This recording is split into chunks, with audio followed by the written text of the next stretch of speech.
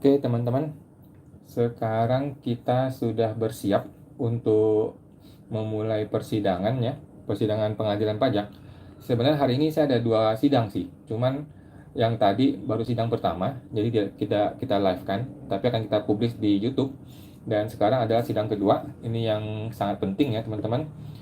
Jadi sidang kedua ini adalah sidang untuk Ibu Feli yang teman-teman mungkin masih ingat ya, kasusnya dari drama dimulai bulan September Oktober 2023 sampai sekarang bulan Juli ini kita masih bersidang di pengadilan pajak.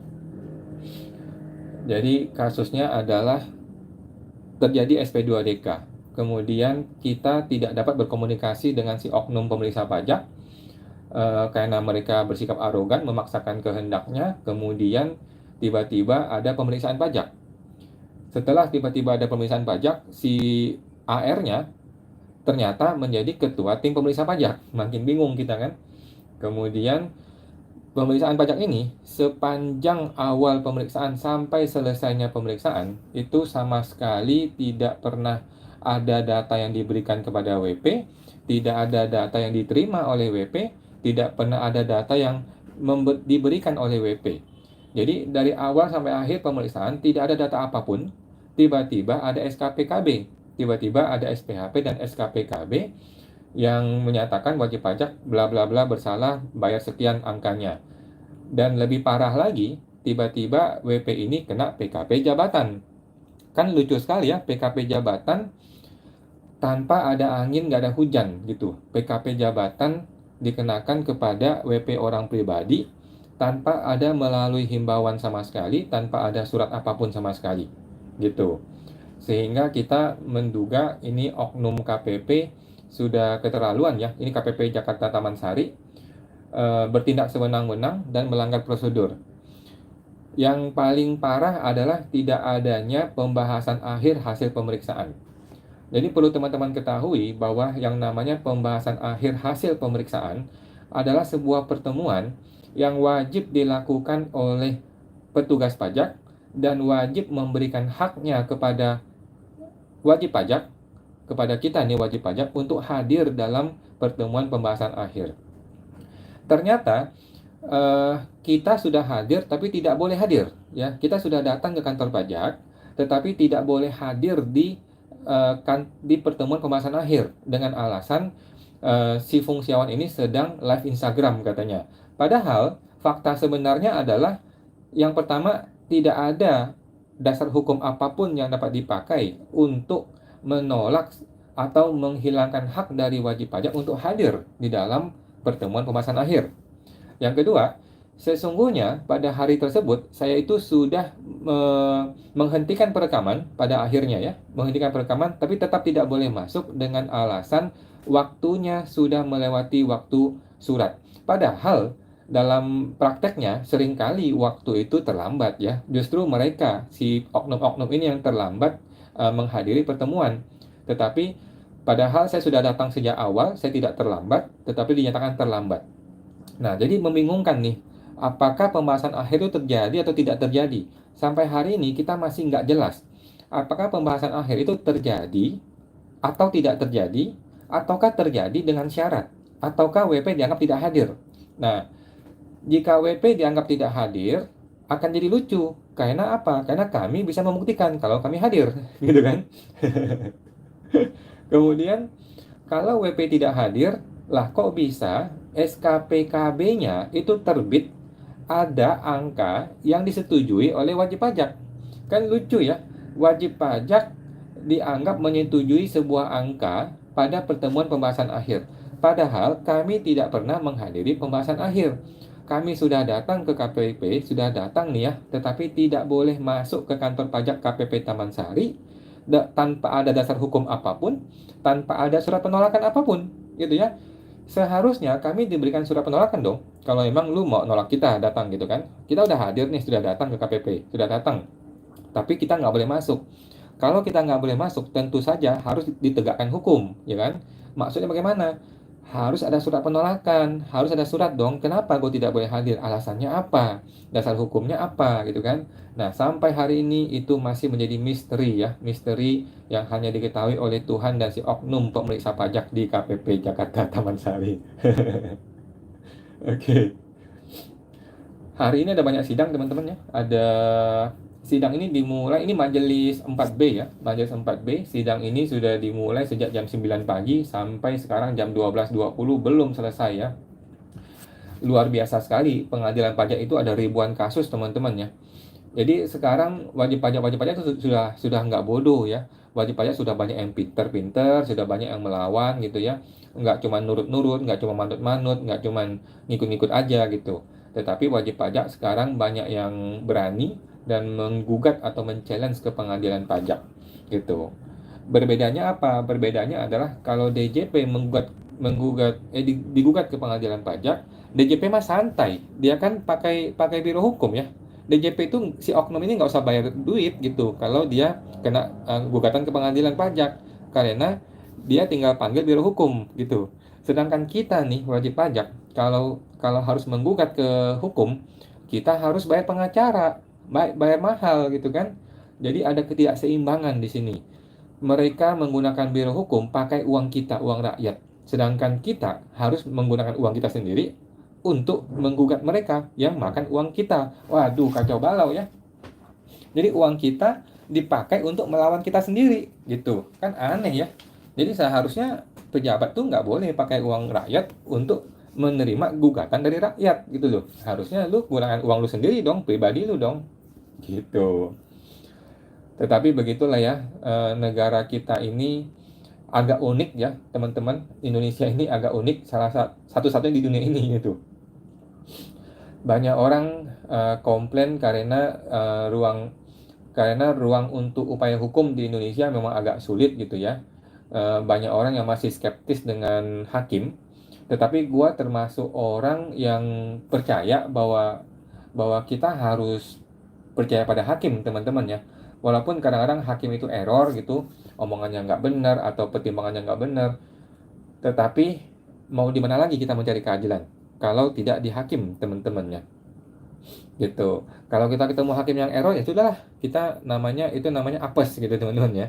Tetapi kalau hakim yang kita temui benar kan kita bisa dapat keadilan gitu. Lagi pula kalau hakimnya error kita bisa menaikkan gugatan kita ke PK, peninjauan kembali ke Mahkamah Agung. Kemudian gue titip pesan juga buat teman-teman ya bahwa kita nggak bisa memuaskan semua pihak ya. Hakim itu tidak bisa memuaskan semua pihak. Kalau hakim itu memenangkan pihak A, pasti pihak B ngomong hakimnya brengsek, gitu kan? Kalau hakim memenangkan pihak B, pasti pihak A bilang hakimnya error, gitu kan? Nah, jadi menurut gua apapun keputusan hakim, kita harus hormati. Kita harus hormati dan kita boleh menempuh upaya hukum yang lebih tinggi kalau kita mau, gitu. Dan pesan gua juga kepada teman-teman semua ya, wajib pajak dimanapun Anda berada ya, yang namanya negara hukum itu kita harus menyelesaikan masalah-masalah hukum dengan upaya hukum teman-teman ya. Jangan menyelesaikan masalah-masalah hukum dengan cara-cara yang tidak berdasarkan hukum gitu teman-teman ya. Contohnya apa? Dengan bernegosiasi bawah tangan, kasih duit, kasih korupsi dan sebagainya gitu. Kita masih paham ada yang namanya hukum karma guys ya. Ada yang namanya hukum karma gitu. Ketika lu melanggar hukum, sekarang rasanya enak ya kan, sekarang rasanya enak seperti Rafael Alun gitu ya, sekarang rasanya enak, tetapi akan ada tiba waktunya ketika lu akan menerima akibat dari perbuatan lu itu gitu ya. Nah, seperti Rafael Alun deh, itu kisah kisah nyata yang betul-betul di depan mata kepala kita sendiri ya, bagaimana seorang koruptor dimasukin ke penjara dengan caranya Tuhan gitu ya, dengan caranya yang sangat-sangat unik gitu. Kok bisa lagi duduk-duduk malam-malam anaknya mukul orang gitu, mukul orang penting lagi. Nah, jadi titip pesan dari gue sih buat teman-teman semua ya, kalau kita mau menyelesaikan masalah hukum, kita harus menggunakan upaya hukum teman-teman ya. Jangan kita terjebak dengan berbagai skenario-skenario warga masyarakat di luar sana yang mengatakan, wah hukum mah nggak bisa dipakai dan sebagainya, orang mah harus kasih suap dan sebagainya gitu. Faktanya nggak begitu teman-teman. Faktanya di pengadilan pajak tidak seperti itu ya. Kita nggak usah ngomong PN, pengadilan negeri atau polisi ya, karena gue juga tidak ahli di sana. Tetapi di pengadilan pajak terus terang sampai hari ini kita belum pernah menyentuh uang, kita belum pernah menyentuh korupsi, kita tidak pernah kasih uang ke hakim, dan buktinya hakim sejauh ini masih cukup oke, teman-teman ya. Hakim sampai sejauh ini masih cukup oke menurut gua. Jadi kita sangat berterima kasih lah pada hakim di pengadilan pajak ya, karena sejauh ini hakim di pengadilan pajak menurut gua ya masih sangat-sangat baik teman-teman ya. Masih sangat-sangat walaupun kita tidak semuanya puas, tetapi kita berterima kasih pada hakim. Beberapa hakim ada yang error ya, ada yang tidak boleh orang hadir menonton gitu, ada yang tidak boleh merekam dan sebagainya. Tetapi sebagian besar menurut gua sudah cukup oke lah ya. Sebagian besar sudah cukup oke. Harusnya tidak ada perbedaan pendapat mengenai perekaman, karena kan sidang ini dibuka dan terbuka untuk umum. Sebuah sidang yang dibuka dan terbuka untuk umum, ya sudah, nggak usah ribut lagi mengenai perekaman gitu kan, karena sudah dibuka untuk umum gitu. Nah, dan hakim yang kali ini Majelis 4B cukup oke teman-teman ya. Dia cukup oke. Dia mempersilahkan semua warga negara mau nonton silakan aja kalau mau nonton gitu. Kemudian buat teman-teman yang sedang ketemu dengan oknum pemeriksa pajak atau oknum bukper dan sebagainya ya, nggak usah khawatir teman-teman ya, kita harus berani teman-teman. Kita harus berani menegakkan keadilan walaupun dunia kiamat teman-teman ya. Nah, belum dimulai Pak. Kita belum dimulai ya. Masih status bersiap.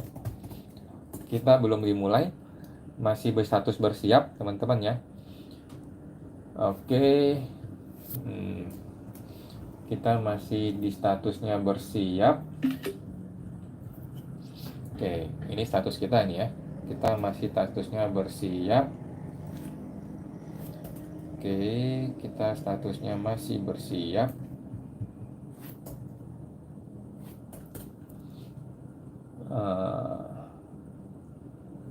Kita statusnya masih bersiap. Kita terakhir nih teman-teman. Kita ini sidang terakhir karena hurufnya V ya. Huruf V itu terakhir. Dan kita sidang terakhir, jadi paling siang nih, paling siang.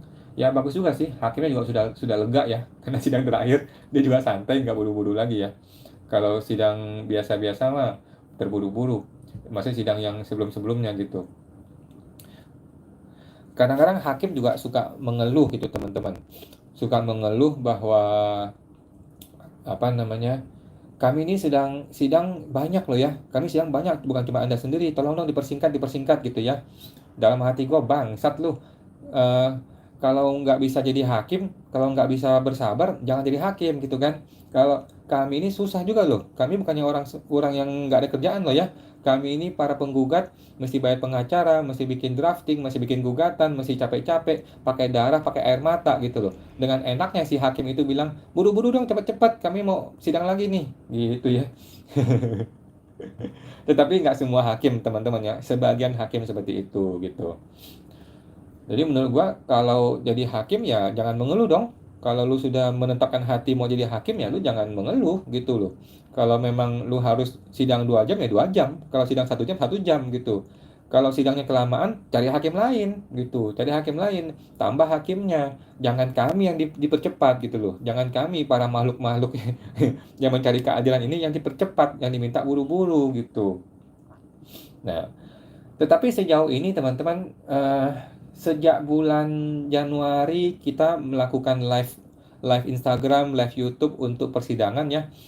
Gua rasa mungkin 90% hakim sudah mengizinkan ya. 90% hakim sudah tidak mempermasalahkan perekaman ataupun live Instagram untuk persidangan yang dibuka dan terbuka untuk umum. Ada beberapa hakim, oknum hakim lah kita bilang ya, yang menolak persidangan online, menolak persidangan direkam gitu. Gua tanya, kenapa tidak boleh merekam? Wah, mau muter-muter alasan yang nggak jelas ya, nggak ada dasar hukum yang dia pakai gitu. Tetapi eh, kali ini masih oke lah, sidang kita masih oke. Kita mau mulai teman-teman ya, kita akan mulai.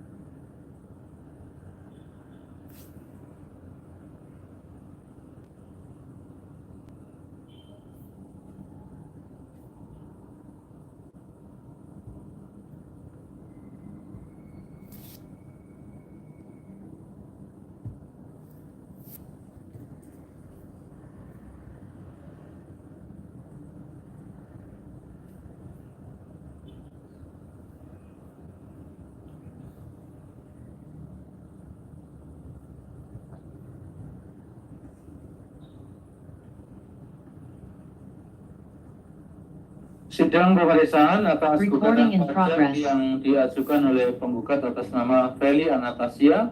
Sidang dinyatakan dibuka dan terbuka untuk umum. Penggugat siapa yang hadir? Saya Fungsiawan, Yang Mulia. Baik, tergugat siapa yang hadir? Terima kasih Yang Mulia. Tergugat dihadiri oleh Romli dan rekan kami sedang di toilet Yang Mulia. Baik. Hari ini agendanya mendengarkan penjelasan tambahan dari penggugat. Silakan. Disampaikan secara ringkas saja ya. Baik. Ya, silakan.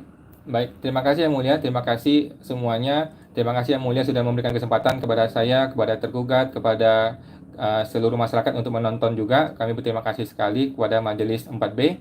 Sekarang tiba saatnya kita terakhir sebelum kesimpulan akhir. Terima kasih Yang Mulia. Kami akan sampaikan beberapa poin. Yang pertama adalah judul utama dari surat ini adalah senjata pemusnah massal oknum DJP. Pokoknya data kami sudah benar. Poin A. Berkali-kali tergugat menyatakan bahwa datanya sudah benar, sudah terverifikasi, sudah diintelijen, sudah diolah oleh intelijen, sudah benar, sudah betul, tapi tidak pernah memberikan bukti bahwa data itu telah benar. Tergugat memaksa majelis hakim untuk menerima data yang tidak jelas entah turun dari langit tersebut. Poin B. Angka yang tertulis di SP2DK sebesar 7M644.743.985 rupiah sampai hari ini Yang Mulia tidak pernah terbukti kebenarannya. Tidak pernah ada data dari tergugat, baik berupa Excel atau apapun, yang menyatakan angka yang persis sama tersebut. Angka di Excel berbeda dengan angka di SP2DK. Angka di Excel itu juga tidak pernah ditunjukkan dalam pemeriksaan pajak dari awal sampai akhir. Nah, angka sulap menyulap ini Yang Mulia masih terus saja dipertahankan oleh tergugat. Nah, kenapa tergugat merasa tidak perlu membuktikan kebenaran data ini? Kami merasa karena oknum DJP itu dapat menggunakan senjata pemusnah massalnya, yaitu pokoknya data kami sudah benar. Poin C. Apakah ini data bank? Apakah data apa? Jika iya data bank, bank apa? Di mana? Apakah sudah diverifikasi ke pihak banknya? Kapan diverifikasinya? Tanggal berapa? Oleh siapa? Dengan siapa? Mana berita acara dan tanda tangan pihak pejabat banknya? Sampai hari ini Yang Mulia tidak pernah terbukti. Dan oknum DJP tidak merasa perlu membuktikan verifikasi tersebut. Kenapa tidak perlu dibuktikan verifikasi banknya? Karena oknum DJP punya senjata pemusnah massal. Pokoknya data kami sudah benar. Kemudian, apakah ini data marketplace? Kalau iya, nama dan jenisnya apa? Periodenya kapan? Apakah Januari sampai Desember? Sedangkan ini adalah pemeriksaan bulan Desember saja. Jika benar ini data marketplace, apakah sudah diverifikasi? Oleh siapa? Kapan verifikasinya? Mana berita acaranya? Dan siapa pejabat marketplace yang menandatangani surat verifikasi tersebut? Bagaimana bentuk verifikasinya? Formulirnya bagaimana yang sudah disampaikan kepada si marketplace? Lagi-lagi, tergugat tidak merasa perlu melakukan verifikasi tersebut. Kenapa? Karena oknum DJP punya senjata pemusnah massal. Pokoknya, data kami sudah benar. Data Excel yang campur aduk, kacau balau, tidak mudah dimengerti, tidak jelas turun dari langit data tersebut. Tidak ada verifikasi dari pihak manapun untuk membenarkan data tersebut, Yang Mulia. Data tersebut silakan dibikin saja, siapa aja bisa bikin, Yang Mulia. Anak SMA juga bisa bikin ya. Data Excel angkanya juga tidak sama dengan data di SP2DK. Tetapi tergugat tidak merasa perlu untuk melakukan verifikasi lebih lanjut terhadap data Excel asal-asalan tersebut, Yang Mulia. Kenapa? Karena oknum DJP punya senjata pemusnah massal. Pokoknya data kami sudah betul, katanya. Kemudian, dari awal kami sudah mempermasalahkan, mana sih data original terhadap tuduhan omset 7.644.743.985 rupiah tersebut. Sejak awal Yang Mulia kasus ini dimulai, penggugat sudah meminta data originalnya. Hakim pun sudah meminta data tersebut. Karena dalam hukum Yang Mulia dikenal prinsip siapa yang mendalilkan, dialah yang harus membuktikan. Bentuk data originalnya apa? Apakah sebuah file PDF? Apakah sebuah Excel? Sebuah file .exe? Atau apa bentuk data originalnya? Tetapi lagi-lagi oknum DJP tidak merasa perlu tuh untuk memberikan data original tersebut, melainkan memberikan data Excel yang katanya sudah diolah berkali-kali. Oleh siapa? Oleh intelijen dan lain-lain, tanpa perlu menjelaskan detail bagaimana pengolahannya, bagaimana prosedur pengolahannya, apa saja pengolahan yang sudah dilakukan, metodenya bagaimana, siapa saja pihak terlibat dalam pengolahan, mana berita acaranya, mana LHP pengolahannya. Sama sekali tidak ada, Yang Mulia. Nah, kalau gitu kita bertanya, kenapa DJP merasa tidak perlu menjelaskan detail bagaimana pengolahan data mentahan tersebut? Karena oknum DJP punya senjata pemusnah massal. Pokoknya data intelijen kami sudah benar, katanya.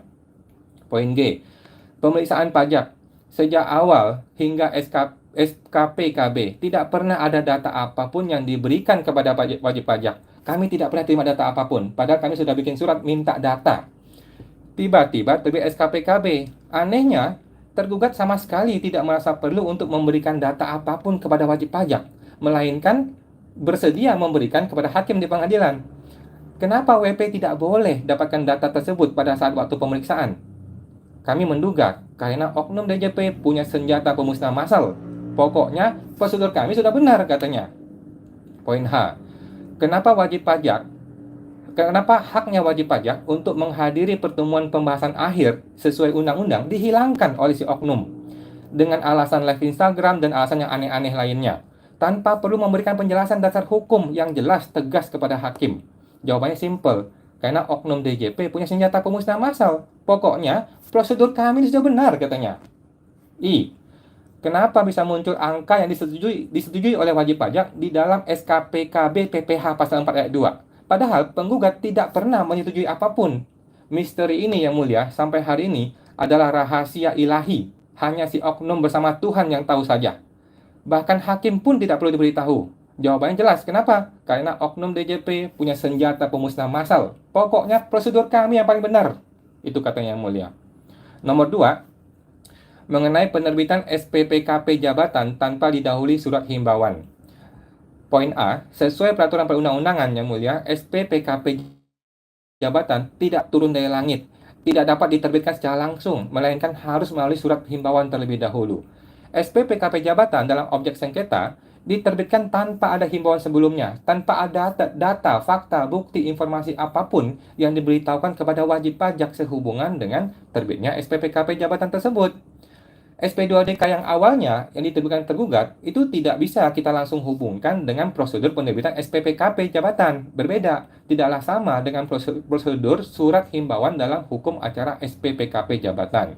Lantas, kita bertanya dong, kenapa tergugat tidak merasa bersalah sama sekali, bahkan menunjuk penggugat sebagai pihak yang bersalah? Jawabannya mudah, Yang Mulia, karena oknum DJP punya senjata pemusnah massal. Pokoknya, prosedur kami sudah benar, katanya. Poin 3. Penerbitan SPPKP jabatan tanpa memberikan data apapun kepada wajib pajak dalam proses penerbitan SPPKP jabatan tersebut. A. SP2DK yang diterbitkan diterbitkan tergugat itu tidaklah ada hubungannya dengan prosedur penerbitan SPPKP jabatan. Tidaklah sama ya antara prosedur SP2DK dengan SPPKP jabatan. Nah, karena tidak ada surat himbauan, maka tidak ada data pula apapun yang diberikan kepada wajib pajak, sehingga WP tidak dapat menggunakan haknya sebagai warga negara untuk mengklarifikasi ataupun membela diri. Nah, kenapa tergugat tidak mau memberikan data apapun kepada WP dalam proses menerbitkan SPPKP jabatan, dan tidak merasa perlu untuk memberikan data tersebut, dan tidak juga merasa malu atas kesalahan tersebut, dan tidak ada juga permintaan maaf sama sekali?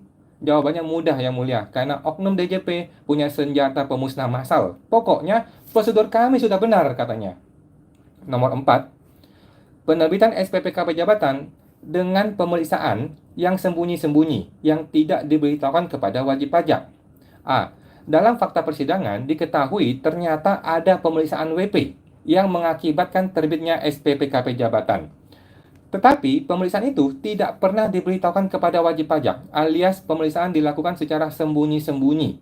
Lah, untuk apa ada aturan hukum prosedur pemeriksaan, prosedur SPPKP, jika pejabat boleh bertindak sewenang-wenang, sesuka hati saja menerapkan pemeriksaan tanpa ada hak bagi wajib pajak untuk membela diri, bahkan tahu pun tidak perlu tahu.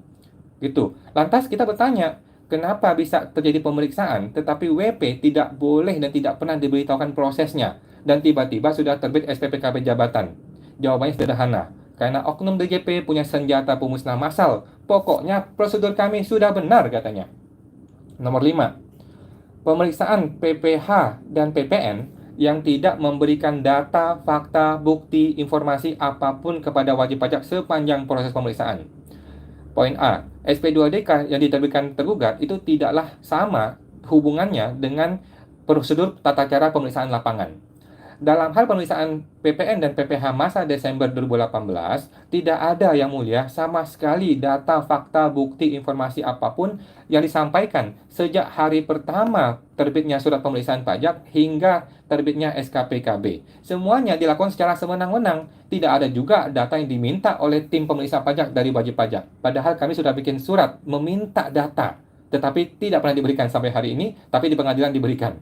Nah, data yang ada baru diketahui di proses pengadilan pajak. Maka menurut kami sudah selayaknya lah dan seharusnya lah pemeriksaan dan SKPKB ini dinyatakan batal oleh hakim. Dan tergugat masih boleh loh menggunakan hak untuk dapat melakukan pemeriksaan ulang sesuai dengan undang-undang yang berlaku. Dilakukanlah dengan tata cara yang benar, dengan tidak melanggar prosedur. Tetapi yang mulia, lagi-lagi tanpa ada rasa malu, tidak ada rasa bersalah. Justru tergugat menyatakan si penggugatlah yang bersalah dengan berbagai alasan yang aneh-aneh dan tidak berdasarkan hukum. Loh, kok bisa? Jawabannya mudah saja, karena oknum DJP punya senjata pemusnah massal. Pokoknya, prosedur kami sudah benar katanya. Nomor 6. Tindakan etik menjadi alasan tergugat untuk melanggar hukum acara pemeriksaan pajak. Poin A. Ketika pejabat pajak bersikap arogan nih ya, intimidatif, mengancam, berperilaku buruk, kemudian kami protes. Kami gugat nih contohnya. Hal ini yang mulia tidak mau disidangkan oleh hakim pengadilan pajak manapun. Kenapa? Dengan alasan itu bidang etik, bos. Ya, pegawai negeri etik, bukan kewenangan pengadilan pajak. Nah, sama halnya yang mulia, tindakan fungsiawan yang dikatakan oleh tergugat itu melakukan perekaman elektronik di KPP. Itu adalah tindakan etik yang mulia, bukan tindakan melawan hukum acara pemeriksaan pajak. Buktinya apa? Tergugat tidak pernah bisa menunjukkan dasar hukum pelanggaran tata cara pemeriksaan pajak atas kasus perekaman elektronik tersebut. Namun, lagi-lagi tergugat terus-menerus menjadikan tindakan etik tersebut untuk menjadi pembenaran terhadap tindakan melanggar hukum acara pemeriksaan pajak yang akhirnya menghilangkan hak WP hadir dalam pembahasan akhir, yang tidak memberikan data apapun, yang bertindak sewenang-wenang, yang menuliskan angka yang tidak pernah disetujui oleh WP di dalam SKPKB-nya. Nah, kenapa sih bisa berbagai pelanggaran hukum acara pemeriksaan pajak ini dilakukan, yang mulia, dengan dalil tindakan etik fungsiawan tersebut? Padahal ketika wajib pajak mempermasalahkan etik si oknum pejabat pajak, mereka tidak mau tindakan etik itu dipermasalahkan di pengadilan pajak dengan alasan bukan kewenangan pengadilan pajak. Jawabannya mudah saja, karena oknum DJP punya senjata pemusnah massal. Pokoknya prosedur kami ini sudah benar, hakim harus terima katanya. Nomor 7. Tergugat tidak melakukan pertemuan pembahasan akhir dengan lengkap. Fakta persidangan yang mulia sudah jelas memperlihatkan dengan terang benderang bahwa tidak ada pertemuan pembahasan akhir yang benar dan lengkap. Tidak ada rekaman audiovisual. WP tidak boleh hadir dalam pertemuan pembahasan akhir. Padahal kami sudah hadir di KPP. Kami sudah sampai di KPP, tapi kami tidak boleh masuk, kami tidak boleh hadir. Sedangkan undang-undang menyatakan wajib pajak diwajibkan diberikan hak. Dan tidak ada koma dalam undang-undang yang mulia. Tidak ada koma. Tidak ada penjelasan bahwa WP itu boleh dihilangkan haknya. Tetapi hak kami dihilangkan. Ini sudah jelas merupakan pelanggaran hukum acara pemeriksaan pajak. Dan dapat dinyatakan tidak ada pembahasan akhir pemeriksaan pajak. Namun, hal itu justru dibenarkan oleh tergugat. Dengan alasan yang tidak terdapat di dalam hukum acara pemeriksaan pajak. Nah, kenapa sih oknum pajak bisa mengatakan sah-sah saja tuh bahwa kami melakukan hal tersebut? Sah-sah saja tuh kami tidak pembahasan akhir dengan alasan perekaman dan sebagainya. Jawaban sudah bisa kita tebak yang mulia. Karena oknum DJP punya senjata pemusnah massal. Pokoknya semua prosedur kami sudah betul, pokoknya hakim harus ikut katanya. Nomor 8 yang terakhir yang mulia. Verifikasi omon-omon asal bicara saja. Yang mulia, sebuah data pastilah ada original datanya. Kemudian data original itu diolah. Ada proses pengolahannya. Kemudian, data yang sudah diolah itu perlu diverifikasi kepada pihak-pihak yang bersangkutan dan harus mendapatkan bukti verifikasi lengkap beserta berita acaranya, tanda tangan pihak yang diverifikasi, dan jelas bagaimana sih prosedur formulirnya. Kemudian, data tersebut harus diberikan dong kepada wajib pajak dalam pemeriksaan, bukan di pengadilan. Pada saat pemeriksaan dong harusnya. Namun Yang Mulia, tergugat menyatakan dengan tegas bahwa telah terjadi verifikasi berbagai macam pengolahan intelijen tanpa memberikan bukti apapun terhadap proses pengolahan tersebut. Siapa intelijennya? Di lantai berapa dia melakukan itu? Prosesnya bagaimana? LHP-nya mana LHP-nya? Ini intelijen mana nih orangnya? Ini intelijen turun dari langit atau dari mana intelijennya? Hakim pun tidak boleh tahu proses pengolahan intelijen ini. Pokoknya intelijen sudah betul katanya. Data tersebut pun tidak perlu diberitahukan kepada wajib pajak sejak awal pemeriksaan hingga terbit SKPKB. Nah, kenapa bisa terjadi verifikasi omon-omon asal bicara saja seperti ini Yang Mulia? Jawabannya sangat menarik. Karena oknum DJP punya senjata pemusnah massal. Pokoknya data kami, prosedur kami, intelijen kami sudah benar dan hakim harus percaya. Itu saja Yang Mulia. Terima kasih Yang Mulia. Baik, sudah sangat lengkap yang disampaikan oleh penggugat. Dari tergugat ini juga menyusun penjelasan tertulis ya, namun ini juga banyak pengulangan ya tergugat ya. Mohon izin Yang Mulia. Untuk masalah ini majelis sudah bisa membaca, cuma untuk hal-hal yang memang menjadi perlu untuk dijelaskan lagi mengenai data-data tambahan ya. Ini ada filenya ini apa ya, ini tolong nanti Anda jelaskan lagi ya. Gimana? Mohon izin dijelaskan Yang Mulia terakhir terkait dengan penjelasan tertulis kami pada halaman 19. Ya. Di situ kami sampaikan terkait dengan penjelasan atau pelengkap data terkait dengan data pemicu sebesar 7,6 miliar sekian Yang Mulia. Berdasarkan permintaan dan kebutuhan Yang Mulia, kami telah melakukan pengajuan permintaan informasi dan bukti atau keterangan Yang Mulia kepada pihak lembaga terkait yaitu Bank BCA. Kami telah mengulang kembali atas pengajuan permintaan IBK ini yang sebelumnya telah kami sampaikan pada persidangan, pada awal-awal persidangan, yang kemudian ditemukan 4,1 miliar yang berupa dana penarikan oleh penggugat sebesar 4,1 Yang Mulia. Kemudian kami tindak lanjuti Yang Mulia. Kami menindaklanjuti atas kebutuhan dan memberikan keyakinan kepada Yang Mulia bahwa data yang sebesar 7,6 ini pada dasarnya adalah data pemicu. Kami, DJP, memiliki berbagai macam data, di antaranya adalah data IBK yang pertama kali kami sampaikan, kemudian data marketplace yang kami telah sampaikan di dalam Dropbox. Namun data tersebut rupanya memang kurang menjadi pelengkap sebagai bahan dasar untuk menetapkan pengukuhan sebagai PKP yang mulia. Untuk merespon kebutuhan majelis hakim, kami telah mengajukan permintaan kembali yang mulia kepada lembaga terkait yaitu pihak BCA. Data IPK ini kami update kembali yang mulia. Setelah kami sampaikan di Dropbox yang mulia.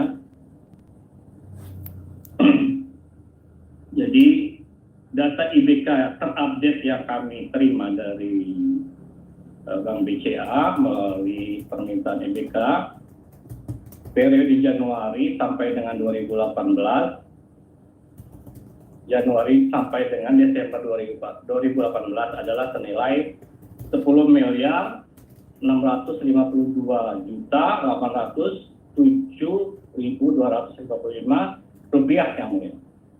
Jadi perkembangan dari perkembangan awal yang sebesar yang awalnya ada sebesar 7,6 M yang kami terima data IBK tersebut adalah pada awalnya adalah mulai April 2018 sampai dengan Desember 2018. Kemudian kami mengajukan permintaan kembali data IBK kepada Bank BCA, dan data terupdate IBK adalah data dari penarikan Ferry Anastasia yang merupakan data penarikan dana dari Bank BCA atas nama Ferry Anastasia tersebut. Data terakhir adalah sebesar 10.652 sekian yang mulia. Jadi data awal yang sebesar 7,6 saat ini sudah terupdate yang mulia. Setelah terupdate sebesar 10 miliar. Jadi tidak benar apa yang disampaikan oleh penggugat bahwa data tersebut adalah tidak ada. Data tersebut adalah real.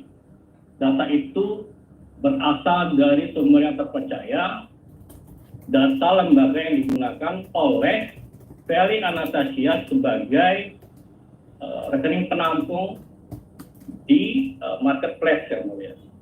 Jadi dalam periode 2018 kami menemukan bahwa Ferry Anastasia itu melakukan penarikan dana sebesar 10 miliar sekian yang mulia. Data ini tidak main-main dan berasal dari sumber yang valid. Boleh kami membagikan share yang mulia, membagikan layar? Untuk apa ya? Apa yang mau di-share? Ini data Ferry yang resmi dari Bank BCA yang mulia. Itu kan udah di-upload ya di Dropbox ya? Betul yang mulia. Ya, itu majelis sudah baca ya. Itu yang format Excel ya? Betul yang mulia. Ya, itu cuman begini ya, tergugat ya. Anda ini datanya memang lebih lengkap ya. Tetapi ini kan belum dikelompok-kelompokkan ya. Jadi kalau misalkan di sini ada uang masuk, misalkan saja tanggal misalkan di taruhlah misalkan ini di bulan April gitu ya. Misalkan ini ada transaksi, nah ini transaksinya kan memang banyak sekali ya. Mohon izin yang mulia. Ini misalkan ada cash atau transaksi uang masuk, misalkan saja ini tanggal awal, tanggal akhir. Ini kan belum ini. Aduh, ini untuk memahaminya mungkin perlu. Oh iya, ini tanggal respon ya, 5 Juli. Tanggal respon itu berarti tanggal untuk downloadnya ya. Yang mulia, mohon izin, tanggal respon adalah tanggal respon dari pihak lembaga terkait yaitu Bank BCA. Iya. Nah sekarang Anda coba kalau coba di share aja, coba silakan dikasih dikasih untuk ya, silakan Anda upload, coba Anda share yang Excel-nya.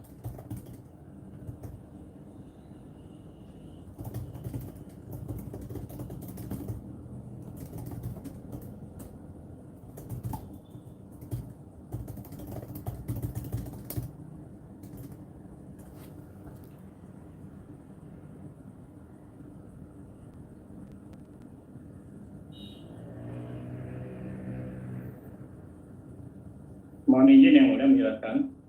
Ya, coba Anda kasih contoh dan disebutkan ya selnya kolom berapa, baris berapa. Di kolom A kita lihat ini adalah data NPWP, data nama lembaga. B, di kolom B. Kemudian ini ada nomor data respon dari pihak PT BCA. Ini surat permintaan kami di kolom C. Kemudian kami lanjutkan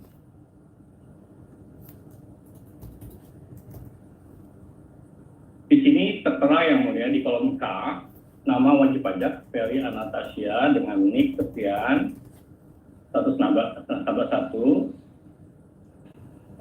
kemudian nomor rekening sebagaimana tercantum dalam SP2DK kami yang mulia, dan juga sudah kami sampaikan di dalam penjelasan tertulis kami.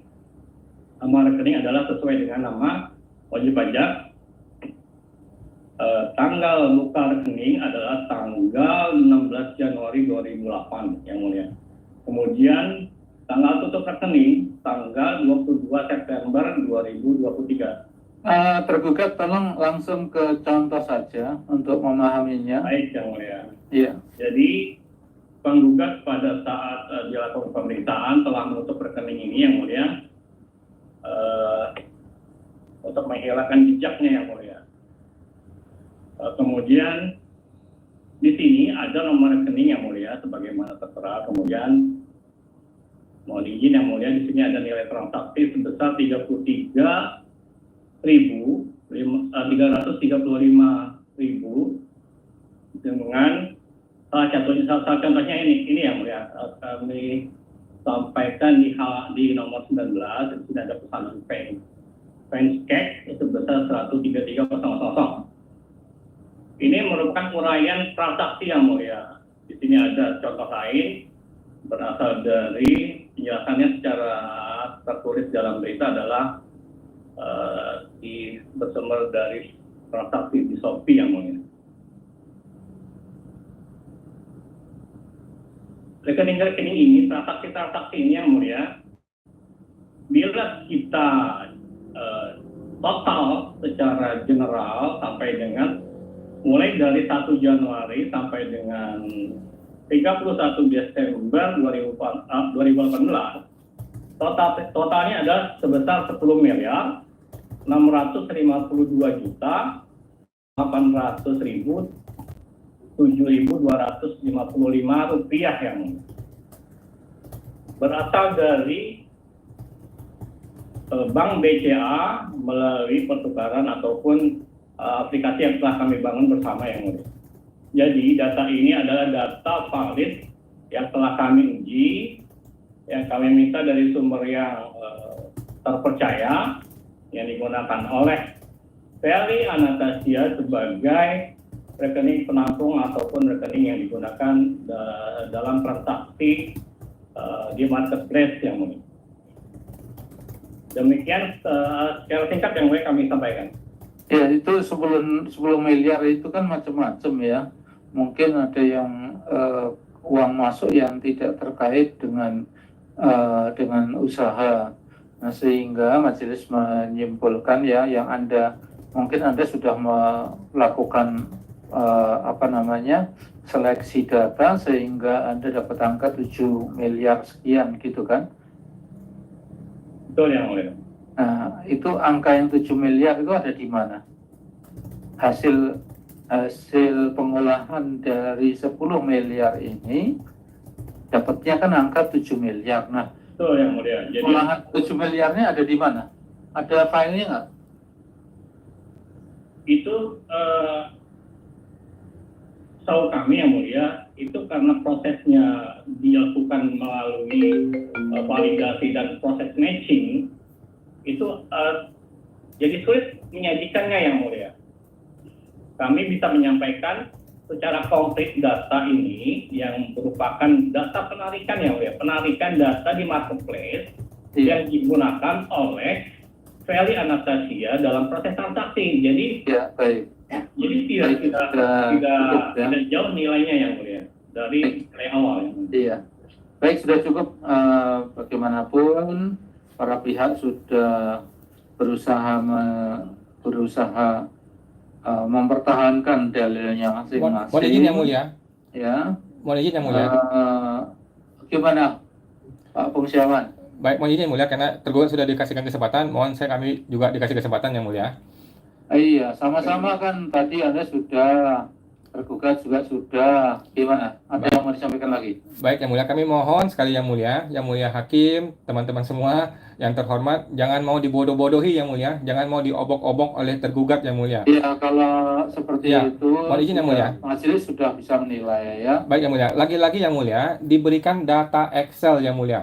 Tidak ada ditunjukkan verifikasinya, tidak ada ditunjukkan data originalnya, katanya sudah valid, sumbernya terpercaya. Iya, itu Lagi-lagi, majelis sudah mengetahui iya, ya, Pak mohon izin Yang Mulia. Setiawan, Sebentar ya. aja Yang Mulia, sedikit Dasar aja. hukum tidak perlu khawatir, majelis pasti Kami sangat khawatir Yang Mulia. pertimbangkan semuanya.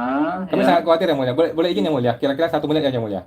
Iya, silakan. Ya, lagi-lagi dinyatakan ini valid, ini sumber terpercaya, tapi bagaimana validitasnya tidak ada dijelaskan. Sumbernya siapa tidak dijelaskan. Siapa pejabat penandatangannya? Katanya bank, katanya marketplace. Yang mana yang benar, bank atau marketplace? Tidak jelas. Bagaimana proses verifikasinya? Tadi katanya sudah melalui proses matching. Matching itu bagaimana prosesnya? Tidak perlu dijelaskan. Pokoknya data kami benar, dia bilangnya. Tapi jadi sulit membuktikannya, tadi dia bilang. Lah, kalau sulit membuktikannya, apa-apaan? Ini pengadilan, bos. Ini pengadilannya. Jadi datanya kacau balau Yang Mulia. Pertama 7,6 M, kemudian di Excel-nya berubah, terus sekarang berubah jadi 10,6 M. Data ini berubah-ubah Yang Mulia. Sedangkan SKPKB sudah diterbitkan, wajib pajak sudah mengalami kerugian, pemeriksaannya sudah selesai Yang Mulia. Kita ini sedang proses pengadilan pajak, sudah sidang di bulan Juli, barulah diberikan data yang terbaru lagi, berubah lagi. Jangan-jangan bulan depan ketika kesimpulan jadi 20 M Yang Mulia, entah turun dari langit datanya Yang Mulia. Nah, Yang Mulia tadi sudah bertanya juga kan, ada sudah menjadi perhatian dari majelis ya. Jadi, yang terakhir Mulia, satu aja Yang Mulia. Semua kesempatan sudah diberikan ya kepada satu kali Yang Mulia, terakhir Yang Mulia. Terakhir Yang Mulia, mohon izin Yang Mulia. Ya, apalagi? Ya, kami mengusulkan Yang Mulia Hakim untuk menyarankan saja kepada DJP bisa kok melakukan pemeriksaan ulang. Boleh ya, dengan prosedur yang benar, dengan data yang benar gitu loh. Yang kami gugat ini adalah bukan material kebenaran datanya. Yang kami gugat adalah permasalahan formalnya. Bahwa data ini tuh tidak pernah diberikan. Data ini tuh terbukti ada katanya ya. Tidak tahu benar apa enggak. Tetapi yang jelas adalah data itu tuh tidak pernah diberikan pada saat pemeriksaan. Sehingga SKPKB-nya menjadi cacat prosedur. Begitu Yang Mulia. Terima kasih. Majelis memperhatikan apa yang menjadi masukan dari penggugat ya. Nanti itu juga menjadi hal yang akan dipertimbangkan ya, jadi tidak perlu khawatir apa-apa yang sudah disampaikan oleh penggugat dan juga tergugat itu pasti akan dipertimbangkan dengan dengan memperhatikan aspek keadilan ya.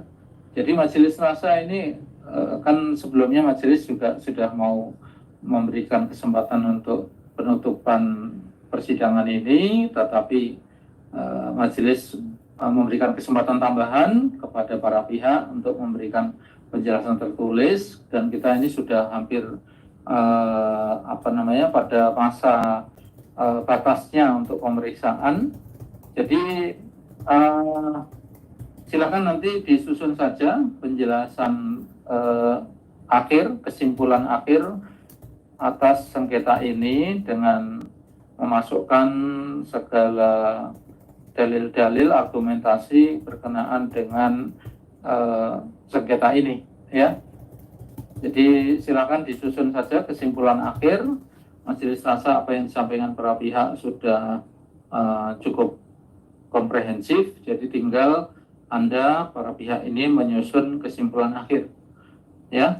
Kami berikan waktu sampai dengan tanggal 8 Agustus ya, kita akan sidang lagi 8 Agustus untuk para pihak menyampaikan kesimpulan akhir ya. Untuk sidangnya kita hari ini kita tunda tanggal 8 Agustus 2024 untuk memberikan kesempatan menyampaikan kesimpulan akhir. Izin Yang Mulia. Apalagi Pak? Mohon izin Yang Mulia, tanggal 8 tuh saya ada sidang juga, apakah boleh ke tanggal 15 Yang Mulia? Tanggal 15. Karena teman-teman yang lain juga tanggal 15 kan.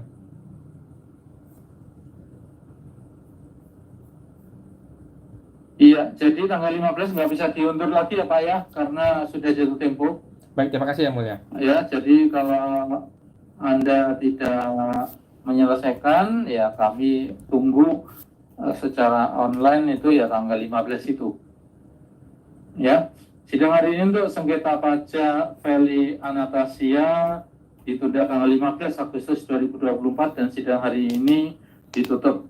Dengan selesainya pemeriksaan atas gugatan pajak Feli Anastasia, maka selesailah sidang pemeriksaan Majelis 4B Pengadilan Pajak Izin yang mulia. Kamis 25 Juli 2024.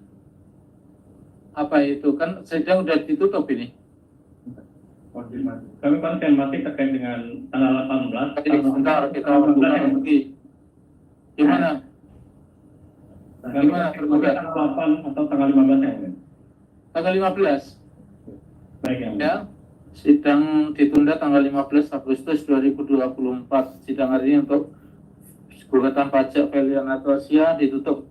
Dengan selesainya pemeriksaan atas gugatan pajak Feli Anastasia, maka selesailah sidang pemeriksaan Majelis 4B Pengadilan Pajak hari Kamis tanggal 25 Juli 2024, dan dengan mengucapkan puji syukur kepada Allah Subhanahu wa taala, Tuhan yang Maha Kuasa, sidang dinyatakan ditutup.